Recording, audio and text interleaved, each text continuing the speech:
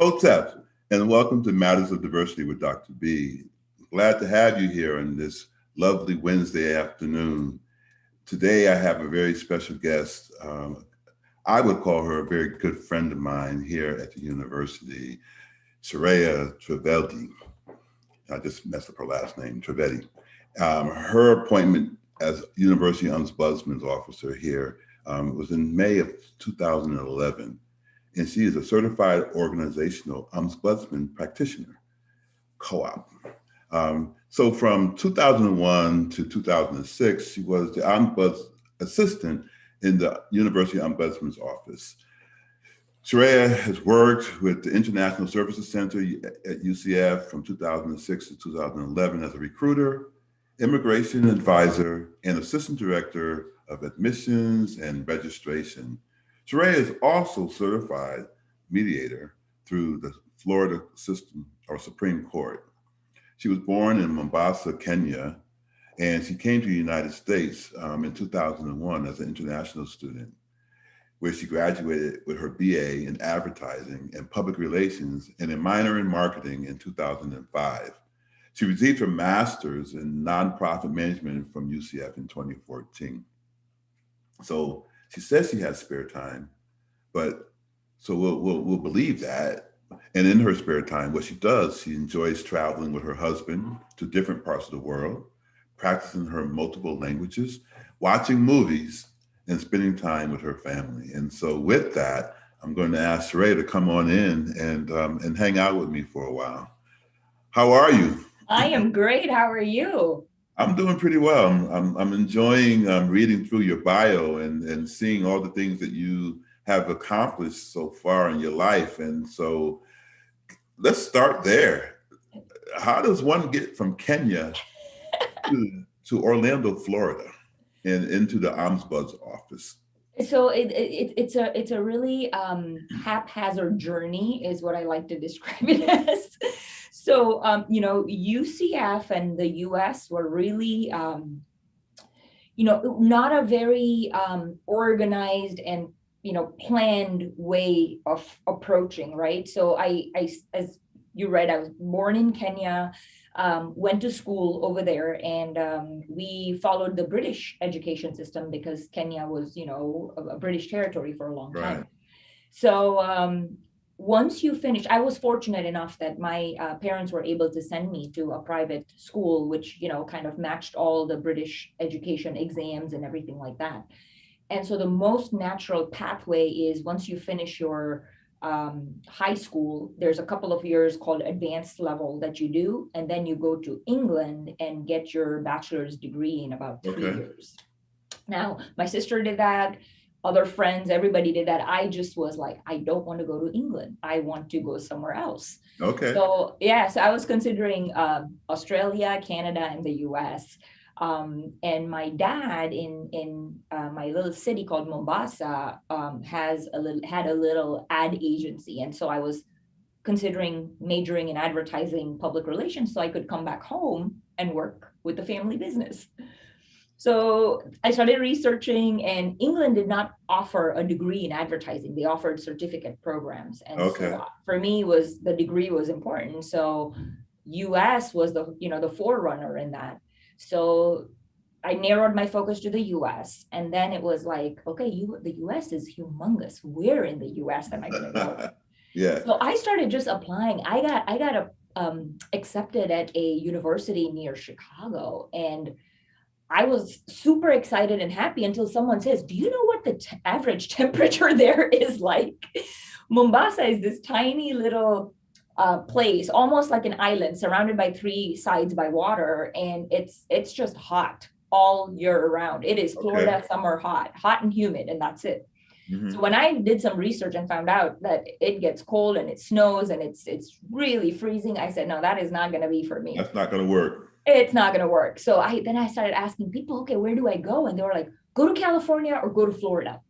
Okay. So then the thought was, oh, Florida, that's where Disney is. I like the sound of this. So I started researching Florida, and it was a random Google search where I said, Florida, advertising, public relations, and UCF popped up. Oh, wow. And it was that reflection pond that showed, and I was in love. When I saw that reflection pond, I was like, that is where I want to go. Oh, wow. Okay. I didn't know So anybody pictures here. matter. Pictures do matter. They do tell a story. Yeah. But yeah, I mean, the whole process was extremely challenging because of, needing to do the SAT and the TOEFL and then the visa interview. And it took me over a year to go through that process. Oh, wow. And we didn't have any, no friends, no family, no support system over here. So it was really kind of going in blind and just kind of navigating by trial and error. Wow. So did you travel alone? I did. That was my sister was supposed to join me, and something came up, she couldn't, and my father was supposed to join me and he couldn't. So I was by myself with my 2 bags on a plane and just going to a place that I have never been to before. I don't know anything about except what I've seen in movies, which is all Disney stuff. Right, right. So yeah, that was scary. And at that time, UCF was 32,000 large, and I came from a private school of 700 students. So 32,000 was terrifying to me. Yes. I didn't have a car. I was living at this place across from campus that was quite scary. My roommate. What year again? Sorry? What year again? 2000? Oh, this was in 2001. 2001. Okay. 2001. This was in July, August of 2001. Okay. I came for the fall semester. Yeah, and then it was kind of barren around here and doesn't look anything like it does today. No, like the Oviedo area where I live now was completely wide open. And now, I mean, just the traffic on Alafaya is a whole other story too, So. Right. Yeah, and so, I think I really didn't have a very organized process of, I want to, what are high schools ranked, rankings, things like that, faculty, things like that. It was really more the place that I went for. In the long run, now when I look back, it was a great decision. I'm very happy here. But I can see how that could really bring some big problems, right? Like if you don't adjust and you don't get used to things. Right. I think the other challenge I had was 9/11 happened about a month after I came in. Okay. And that was terrifying. I still remember my first day at UCF as a student assistant in the Ombuds Office was 9/11. So first day at my job, and everybody's glued to their TVs watching, the Twin Towers coming down. It was awful. And I was so homesick. I would call my dad and say, I made a mistake. I need to come home. This country is going to war. I need to come back home. Right. And my dad was like, well, if it goes to war, you're probably safer there than you would be over here. Oh, wow. Okay. Yeah. And so we had invested so much money and energy into, it was my parents' life savings essentially for my 1 year in the US is what they had given me. And it wasn't an option to leave, it was something where I had to stick it out. Yeah. So Ombuds really was, again, not in the plan. Didn't even know what an Ombuds is. But ended up in the office as a visitor, just a lost international student, struggling, not knowing where to go, who to talk to, trying to make the connections and figuring out, how do I accomplish all this stuff? And my academic advisor said, you should go to the Ombuds office. And I'm like, the what office? So yeah, showed up here, met the Ombuds, and they were looking for a student assistant. And I just needed something to keep me busy, To ground you, yeah. To ground me, exactly. Yeah. So yeah, I applied, they hired me, and I became fascinated with this role. And so at that time, the Ombuds, who was our first Ombuds, Vicki Brown, she only had students working for her. She didn't have, any full-time staff members. So as time went on, all these students would graduate and leave, and I just stuck around. And finally, when I graduated, they were able to actually post a full-time position, and I applied for it and I was hired into it. So that's in a nutshell how I ended up in the Ombuds office. So, while we're at the Ombudsman's office, can you talk a little bit about what your role is here at UCF? What is it that you do? Absolutely. So the way I like to explain ombuds is, it's someone who is appointed to specifically listen to concerns.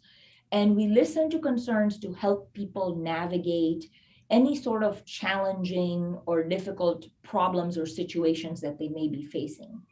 That being said, the way we do it is we're completely impartial. So we're not here to take sides. People sometimes ask me, well, aren't you paid by UCF? Yes, I am, but that doesn't mean that I am aligned in a certain way. UCF understands my role, and that's why I have that certification. So we do it very impartially. We do it informally. So, we're not investigators. We're not there. We're not decision makers, adjudicators. We don't do anything like that. We do it in a very confidential manner. And I think when it comes to faculty, staff, graduate students, I think the confidentiality is really what kind of sets us aside when you compare us to other offices, like OIE or compliance or HR. So, we're completely confidential. The only time we cannot maintain that is if there's some sort of safety concern for that person or someone else. And I'll tell you, in all these years I've been here, it happens more frequently now than it used to, but it was very rare that we would have a safety concern. But in the past, I would say 10 years, those have also escalated as we see more issues and more volatility in just our environment and with problems that people are dealing with. That's pretty neat. So if a student comes to you or a faculty or staff member comes to you, they can be pretty much assured that you're going to be there to kind of help them navigate whatever it is that's happening, not necessarily for resolution, but at least to get to the space where resolution can happen. Yeah, and the way I describe it is we will help them figure out options. Because there's always options. Sometimes not doing anything is also an option, right? But we tell people that I think when conflict happens, people really feel like they don't have any control over anything. What we try to help them realize is you may not have control over the situation or what's happening, but you have control over how you react or how you respond. Right. So let's think what's the best way, to do this that's going to help you the most. And it could be different for two people, right? So I've sometimes had two people from the same area coming in about the same issue, but both have very different interests. Ways of looking at it, yeah. So that's the beauty of worldviews, right? That's why it's important and really to be able to understand that, because if you were taking a position to say, look, this is the only way that we can deal with this, then you would have a lot of struggle. Yeah, and I tell people there are just so many ways to handle any issue, and there is no risk-free option per se, but you have to weigh it out. What is most valuable to you? What risk are you willing to take? Right. Most of the time, the informal ways are the quickest. They preserve the relationships. They're the most flexible. Sometimes the informal ways don't work, and you have to go formal. Then let's talk about how you can do that, and what can we give you that empowers you to engage in that formal process, which may be quite scary and quite intimidating for a lot of people. Right. Yeah. So I can imagine this weighs heavy on you because you must hear a lot of different things that come through, and you can't necessarily like go on one side of the issue or the other. You got to kind of stay as neutral as possible. So with that in mind, how do you stay kind of sane, and what do you do for your self-care? So you're right. It does weigh heavy. Nobody comes to us when they're happy, right? Like it's always a problem. Now, every now and then I've had someone pop their head in or swing by and say, hey, guess what? I'm graduating. Or, hey, remember the thing we talked about? It worked out. So I love those. But yeah, there are, it takes time. I am a person, I care a lot. And in the beginning, when I started doing this work, every issue felt very personal. Yeah. And every issue was like, oh, how can this be happening? What can we do? I think I have had to really gather a really good understanding of what my role is. And my role is not to wave a magic wand and fix the problem. My role is really to be there, to listen to them, and Mm, to help them figure, next steps. next step. It may not be the solution, but it is something that's going to move you forward. Mhm. And my goal is, if someone, as long as someone is feeling better after talking to us or our office, I feel like that's progress. That's Mm. good.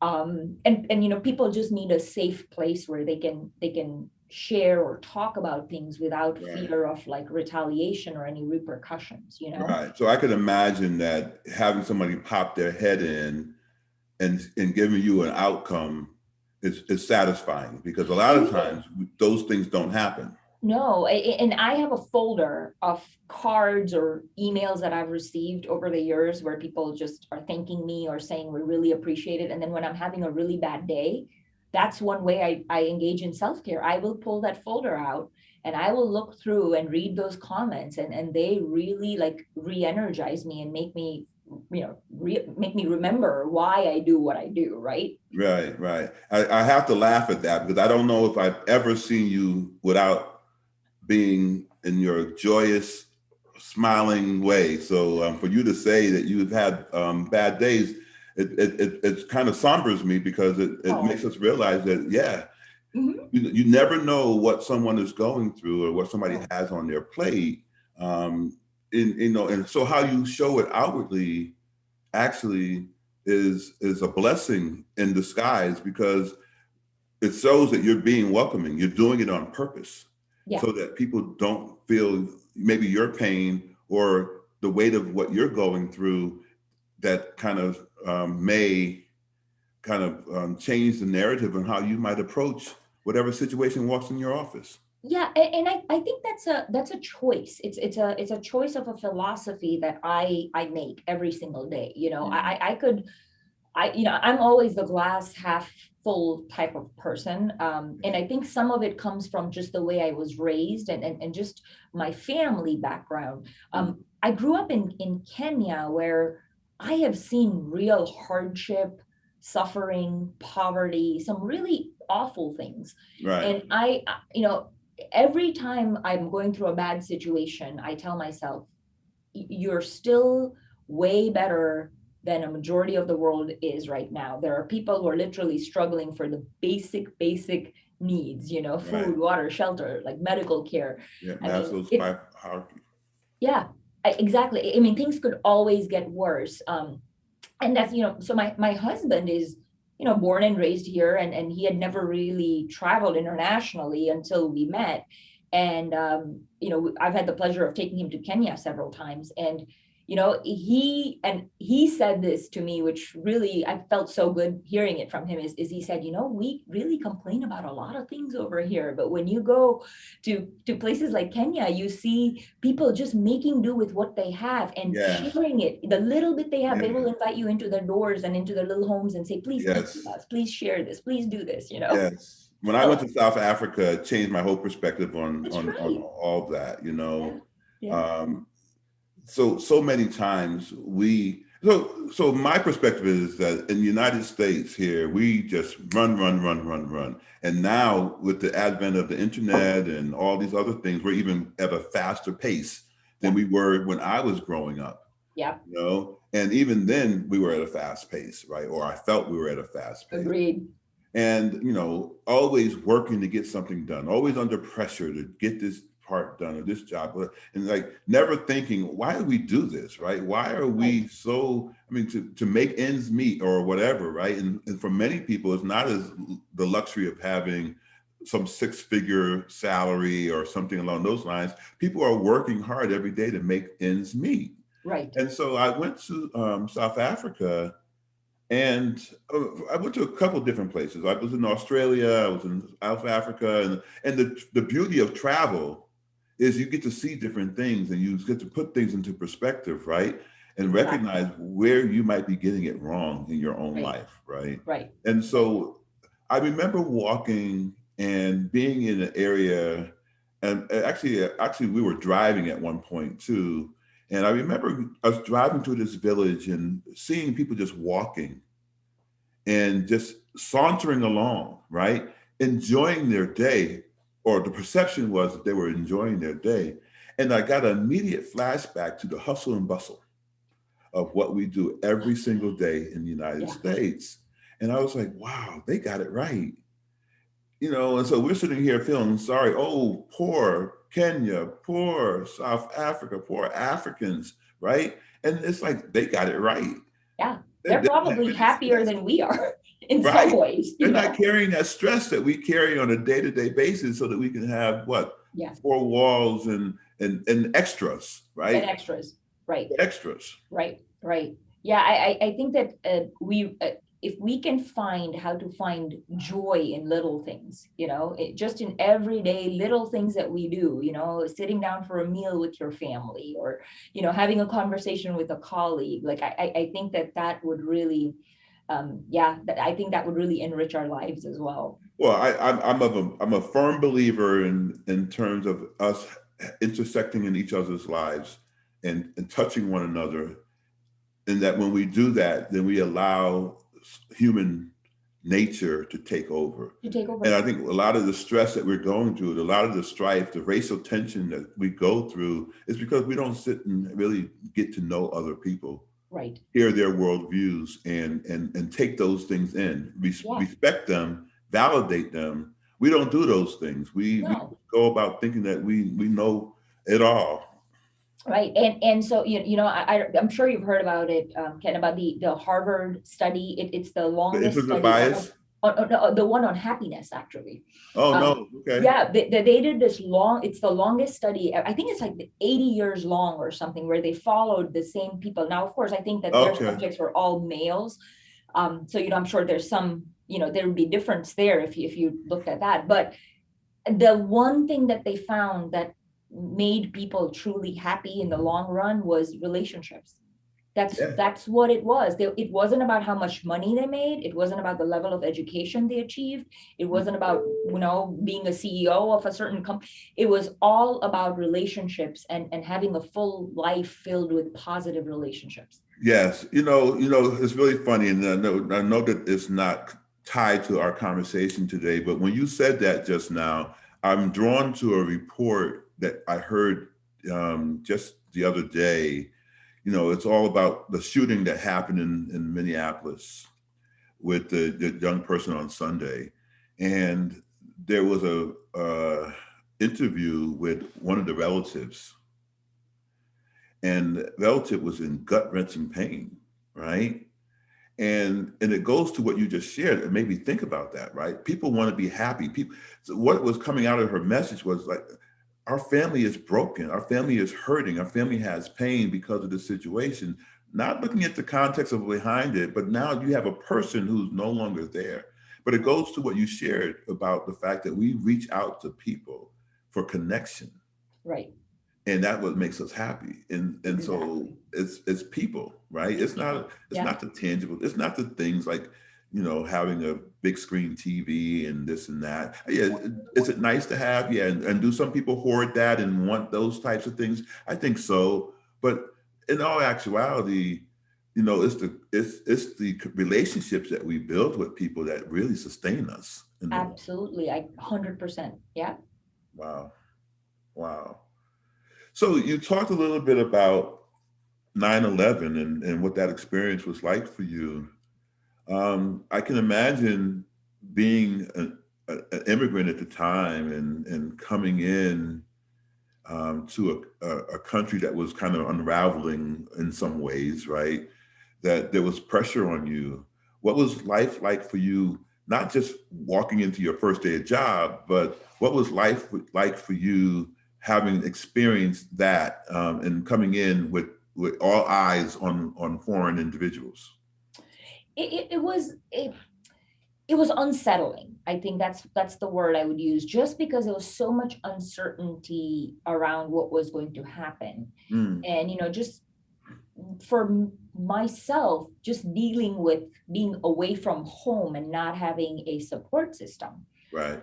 I think that made it even scarier. Mm. I also sometimes, felt, I look Middle Eastern, I have dark hair, dark eyes, brown skin, and sometimes, I felt that there was some wariness or just people just not being 100% comfortable around me. Right.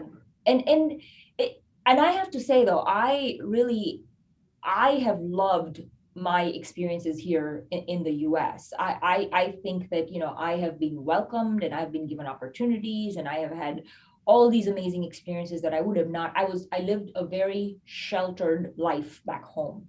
Okay. Um, but I just think for me in that moment in my life, being 20 years old, first time away from home, no support system, our UCF Global right now is very robust and they do so many things to support our international students. At that Right. time, we weren't there. They had a Right. little pod, tucked away somewhere in the corner of the campus. And my only interaction with them was to go there and get my immigration documents copied. And that was about it. So they didn't have any events going on or anything like that Right. that I could kind of participate in.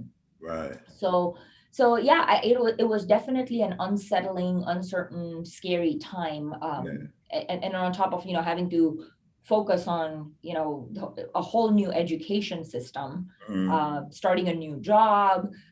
So yeah, it was a lot. Yeah, I can Um, imagine. yeah. So you made me think about what life was like back then, right? Because first of all, to be honest, your career has spanned through UCF. You have been here. This has been your life. uh, So we want to create a welcoming environment, right? And so how is UCF of yesterday different from UCF of today? So I think again, for me, UCF is really about the people, right? I think the people are who they are. I mean, we've had some wonderful folks who have worked at UCF and moved on, and more have come on, and I think that continues. The thing I love most about working at UCF are just the connections that you can develop with some really really great individuals. Nice. Um, the campus has always been massive. There weren't as many buildings back then as we have now. It was also the area surrounding UCF was very different. We didn't Yeah. have as many apartments, as many restaurants. I didn't have a car, so transportation was a nightmare. We didn't have the shuttle buses at that time, so Right. we had the Lynx buses. And if anybody who has ridden the Lynx bus, I mean, to get from, just to get from my apartment, which was maybe a couple of miles away, to campus would be like a long drawn out process. I would be waiting there 30 minutes before the bus is scheduled to arrive, because if you miss it, then you're not going to get one for another hour. And Right. so it was And then it goes all over the world before it gets to UCF. exactly. And so, yeah, it was, I could have walked. I could have walked, but except then the heat in the summer was so terrible. Right. And I remember, and I think this was just one of the things that I learned about, Orlando and Florida. I would go to class. I would be walking to class, and there would be one of those summer storms Yes. that comes and drenches you completely. Right. You go in class, and you're in this huge lecture hall where the AC is freezing, and you're sitting there just shivering, and it's cold. And then you walk back to work. By the time you walk to work, you're completely dry. And so I walk into the office and just I'm like already exhausted, and my boss is like, what happened? And I'm like, oh, you have no idea. But she's like, well, you look like, you're completely dry. And I'm like, yeah, because that walk just from one end of campus to the other did it. Wow. You just got that easy bake oven that was taking care of itself in terms of the sun and the Yeah. So the types of people who were welcoming, like we just did the climate survey and it talked about the welcoming and how people feel on this campus.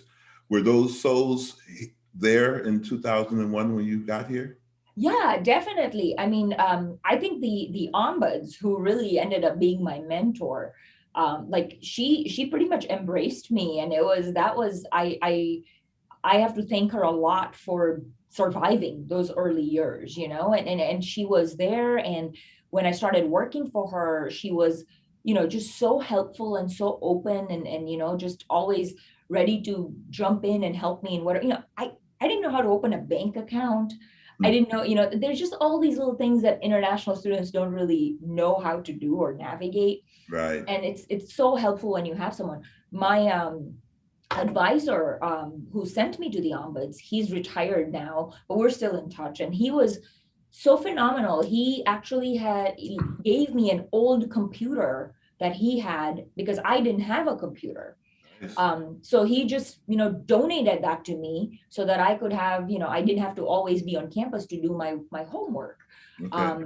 Yeah. And they were just so many. One of my best examples I have to talk about was, I was still back home in Kenya, and I was having a hard time connecting with UCF because of the time difference and just not having that many internationals here at that time.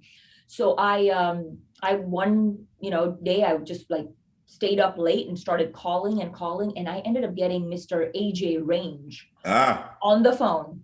So he just retired. Yes, but AJ. So I talked. So he was so wonderful. He was warm and caring, and he really made me feel really good about UCF, because that was my actually first interaction with a person, live over the phone at UCF. And he was great. He got me the help I needed. Everything was great. I came to UCF, and he was one of the first people I said, I need to find this person, because he really, really went out of his way. So over the years, I've seen Mr. Range. We both worked in Milliken Hall, and we would run into each other in the parking lot. And I would always say, hey, you remember Mr. Range? And so, yeah, it's been really nice to have had those connections and still be in touch with many of those folks. So I got an opportunity this week to kind of start working on what they call night stars. I believe that's something that's coming down the pike, and it's rewarding individuals who have been at the university for 5, 10, 15, 20, 25, 30 plus years, yeah. And those who are retiring. And AJ is one of those individuals retiring, but there's also someone that I know who is celebrating 20 years at UCF. Do you know who that is? I'm sure there's a lot of people, Kent. I believe it's you. Yeah. So congratulations. Thank you. And that just also seems incredible, right? It's been 20 years. And my husband and I were talking about this, and I said, after this July, I will have lived over here just as long as I did in my home country. Wow. Because I was 20 when I came here in that July. Yeah. Have you ever thought about going back or? Yes. Oh my gosh, yes. The plan was, I studied something that I was going to go back home and apply in my family business. So the plan was for me to go back, except in my senior year, I met my husband, and that ruined it all. and he still apologizes to my dad to this day that I'm really sorry, Dad. I know you were supposed to get her back, but I'm really sorry. But now I've been able to bring my parents over. So, at least the family is still, majority of it is still together, So was it just you and your sister and your parents? I actually have a younger brother. Okay. Yeah. So I have a sister who's 3 years older. She's in England. She's an attorney in England. I have a brother who's 7 years younger than I am. And he's also studied at UCF. Oh, nice. Yep. And he lived with us for those years while he was studying at UCF. And then he graduated and went back home to work with the family business. So he did what I couldn't do. He went back. And then he actually won the green card lottery and ended up permanently moving back here 4 years ago. So. Oh, okay. So what's the green card lottery? So this is a lottery that the U.S. Has been engaging in it for years. And of course, the whole purpose of it was, it's called a diversity visa lottery. It's to diversify our population here in the U.S. So people from certain... Who signed on that one? So people from certain countries are eligible. So the funny thing about this is, so, my parents are Indian, they're from India, but we're born and raised in Kenya. So if my brother was not born and raised in Kenya, he would not have been eligible to apply because India does not qualify. We have a lot of Indians in the US, so India doesn't qualify, but Kenya qualifies. So since unless you're Barack Obama, right? There, I'm joking. Stop it. But yeah, so you apply. It's a free application. There are a lot of agents out there who kind of take advantage and poor unsuspecting people, they charge them fees to apply, but it's a completely free application from the State Department, and you apply, and it's actually a lottery. So they run, they pick random people.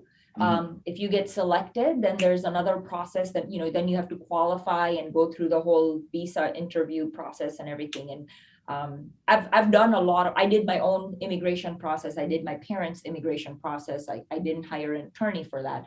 And then I did my brother's, and I have to say it was the cheapest and the quickest and the easiest immigration process I've engaged in. So talk about that. Why is it so difficult? Why do you believe that process to become a United States citizen or to get here is so difficult, especially for people who kind of seem to come from minoritized populations? Yeah, I really think that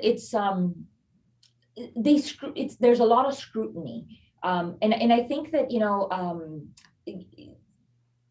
when you come as a student, I think it all depends on your purpose of coming to the US, right? So they're looking whether you're coming to be an immigrant or you're coming as a non-immigrant.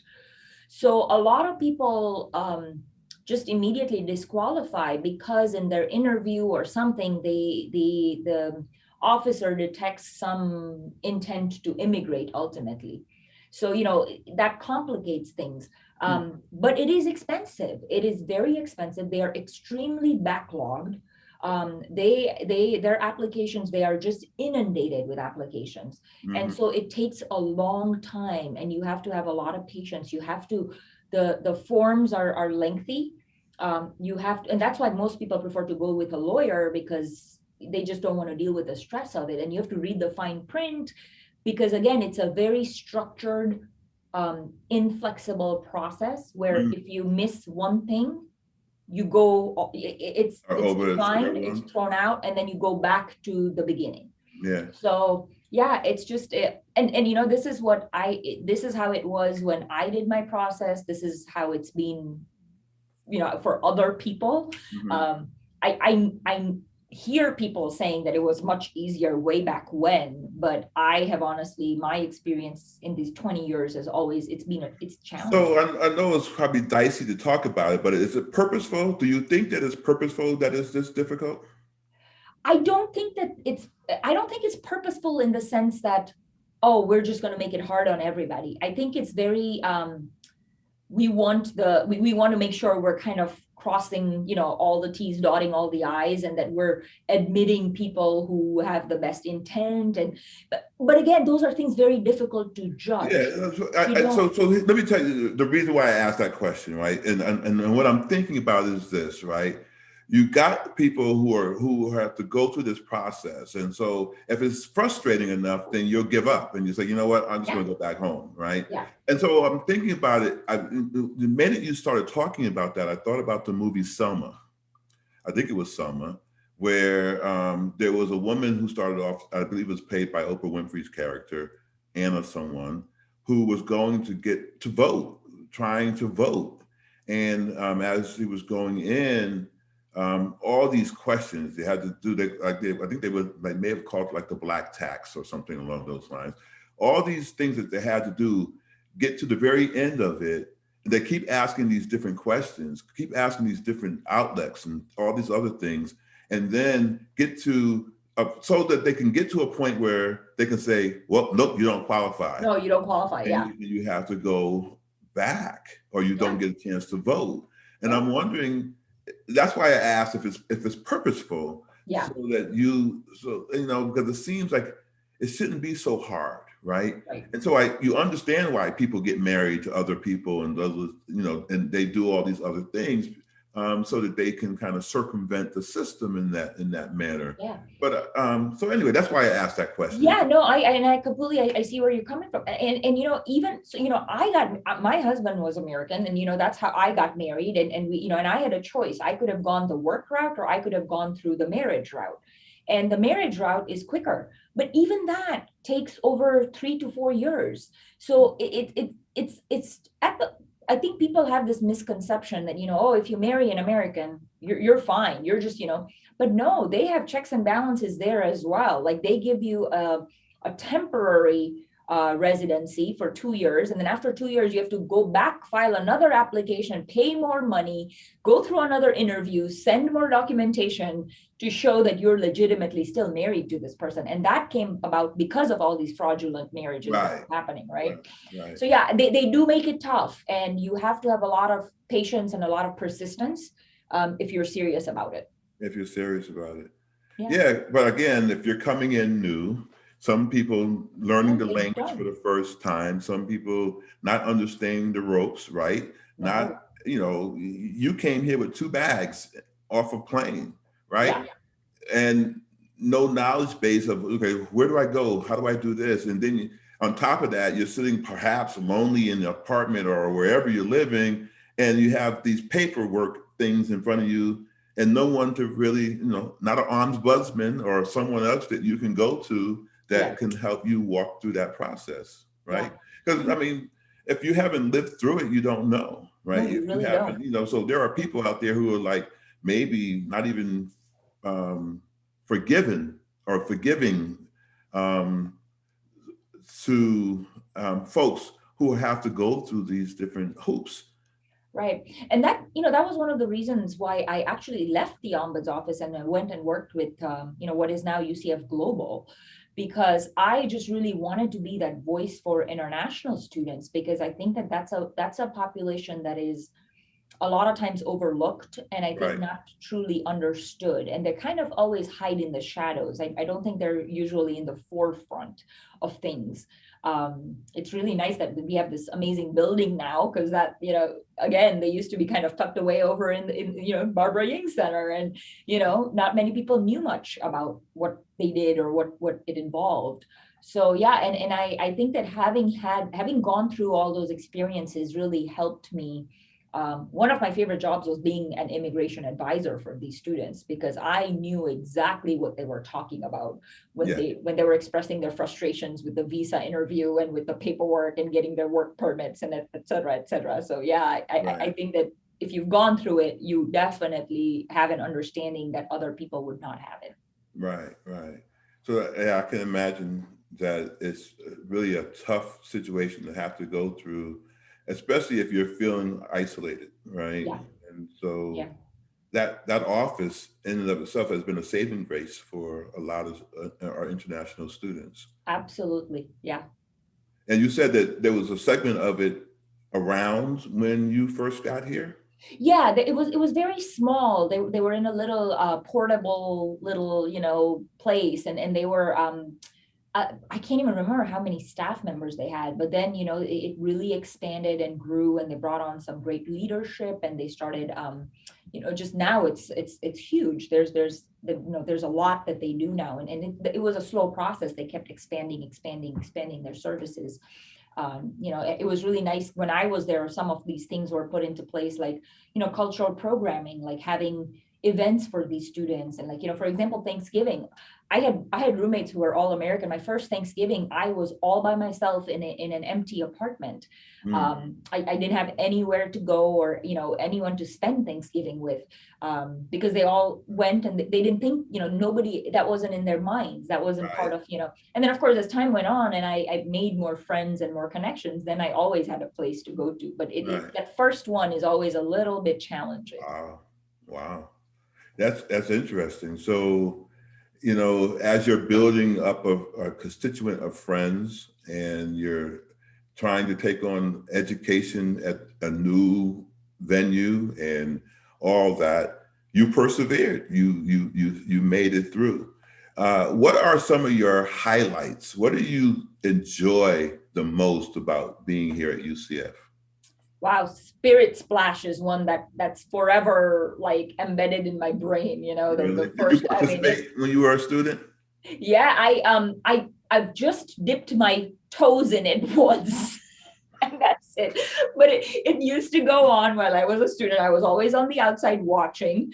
But yeah, there's just so many good memories. I was in the President's Leadership Council, and I learned so much about UCF when I was doing that. And, just the opportunity to work commencement ceremonies and to see all these families so excited to celebrate commencement. I actually met my husband through a UCF staff member. So, she As a introduced hookup us. or just to meet? It just as a meet, like it was like she Okay. said, oh, I have a friend, and he's not seeing anybody. Are you seeing anybody? And I said, no, I'm busy. I'm in my final year. I don't have time for this. And so So it was a she said, hookup. Okay. All right. so it was one of, again, it was through UCF that I Right. met. Because you say UCF is a place for opportunity, right? That's right, you do. You could meet your spouse or your partner. Yeah. Yeah. So yeah, it was, and it's yeah, and I think that after that point really is when Orlando, the US, really started to feel more like home. Because I think until then, I still was planning that I'm going to finish, I'm going to go back home, Mm-hmm. I'm going to live back in Kenya. But I think after my husband came into the picture, then things drastically changed. So Well, yeah, that's what love will do to you, I it guess. will, I know, So amongst other things too. So, yeah, yeah, yeah. So you said there was so there were some things. The Spirit Splash was something that you enjoyed. What are some other things that have oh, been highlights for you? I loved International Education Week. Okay. So again, I was involved with the International Students and Scholar Association, and at one point I was president of it. And we did this international fair, and we would bring together all the different organizations. So the Arab students, the Muslim students, the Iranian, the Chinese students, the African American. I mean, they all got together in the Pegasus Ballroom and had their own little stalls where they did their their clothing and their food and their performances. And that was, it was literally someone would come in and walk around, and it's almost like you're getting to walk around the world in that little Oh, okay. Pegasus Ballroom space. Okay. So that's another one that I am never going to forget. It was just pretty special. And so people who want to find you on campus, how do they find you? So it's really easy. You can call me because I answer my own phones. We don't have an admin person. So we're two people in the office. It's just myself and Daniel Thompson, who is our deputy ombuds. So when you call the office, you're either going to get me or Daniel. You can send us an email, but again, because of confidentiality, we don't do a lot over email.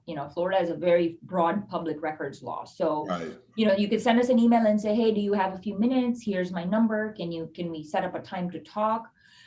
When we were pre-COVID, we would take walk-ins. If we weren't in meetings, I was always open to just kind of being that space where someone could walk into and sit and talk and just have somewhere where they can go when they're dealing with something in that moment too. Okay. So yeah.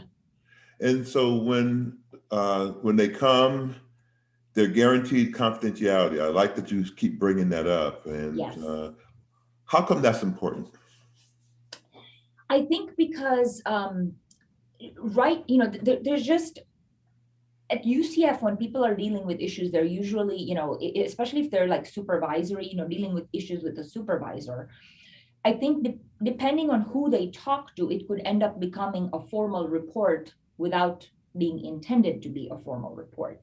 So, I think that people hesitate then to bring up issues. If they're not able to bring up issues in a safe, confidential space, they will not bring up issues at all.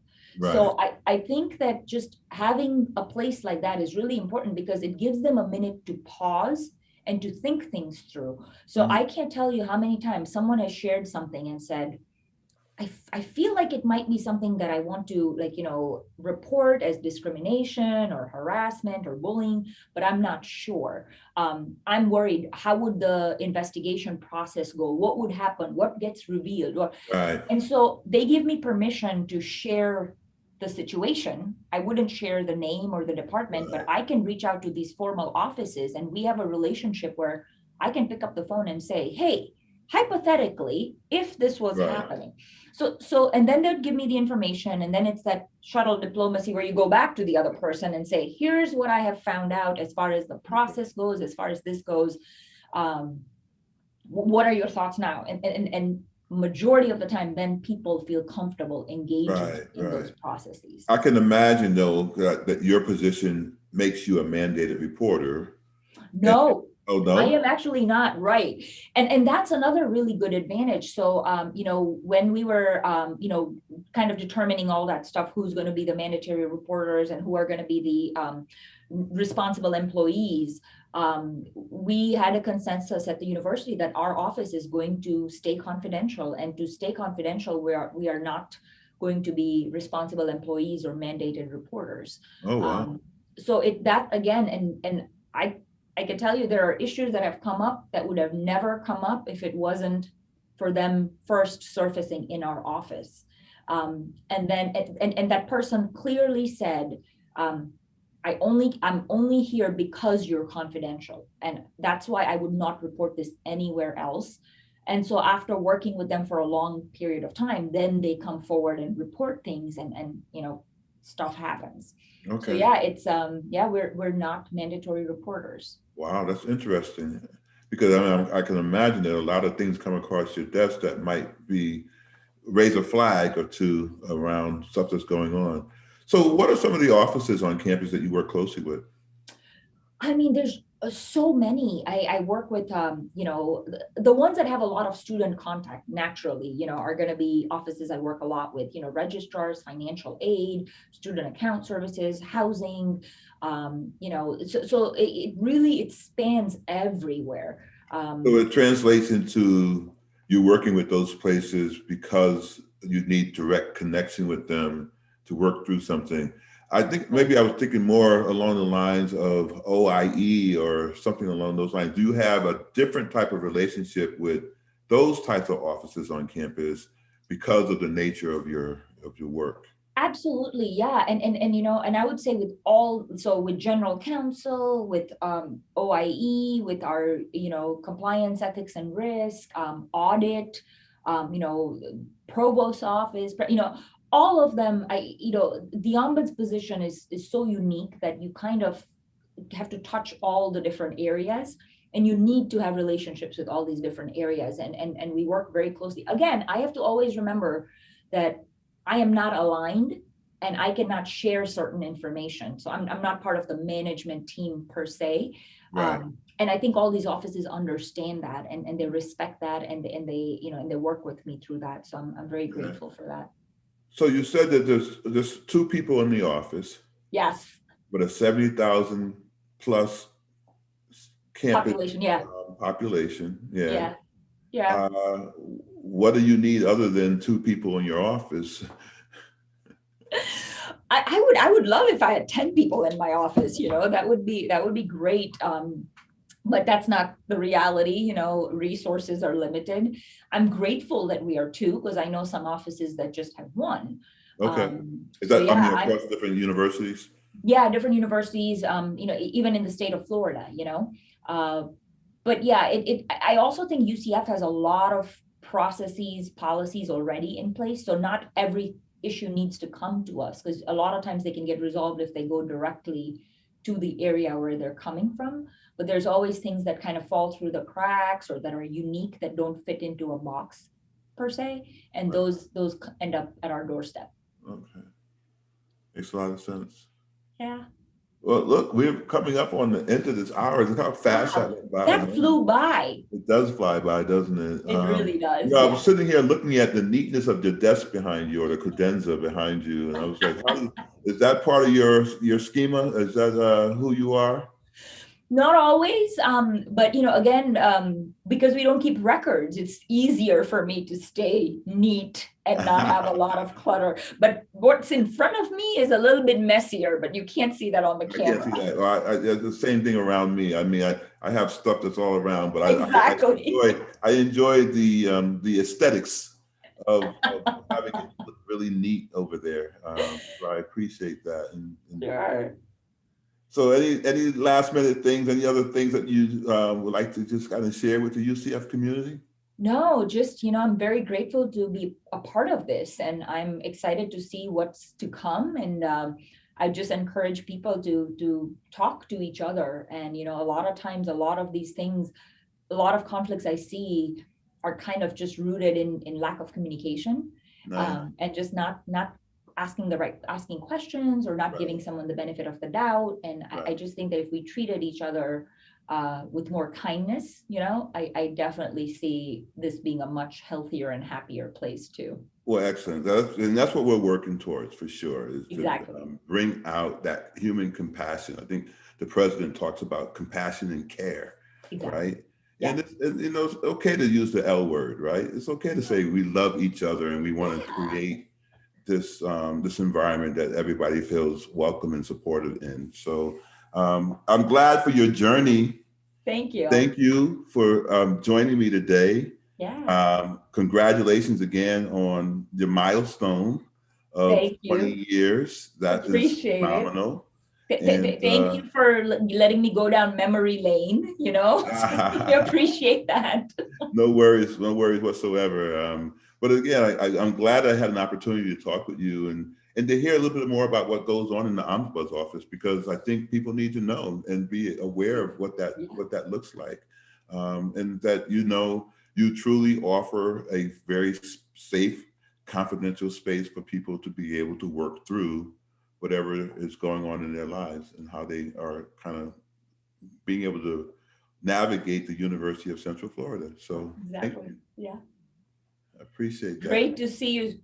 Thank you so much, and take care of yourself. Thank you. Thank you. Yeah, things have been very, very interesting. We used to see each other all the time, and then And now yeah, we don't get this an is it, opportunity. Zoom. Yeah. So we'll have to make sure that once we're on the other Back on side of campus. this Yeah, thing, that we can kind of move forward. The campus is opening up again soon, so exactly. Yeah, to I work. look forward to that.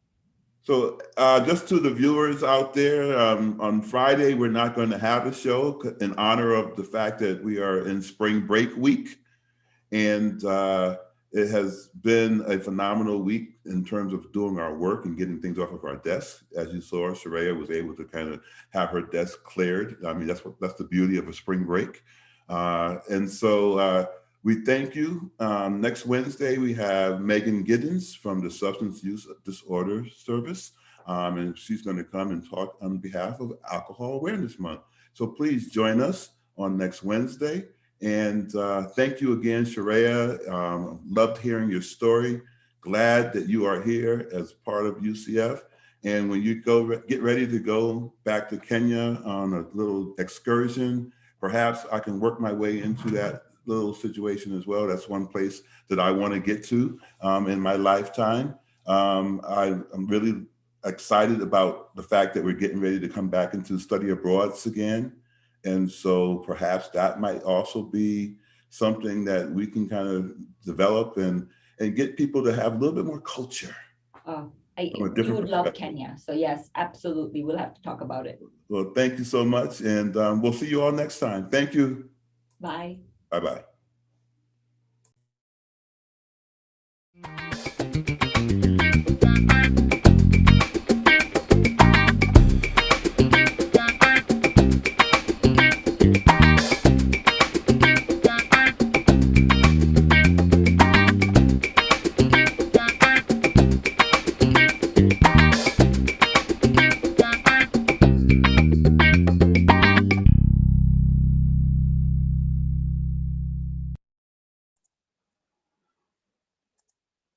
All right, we're good.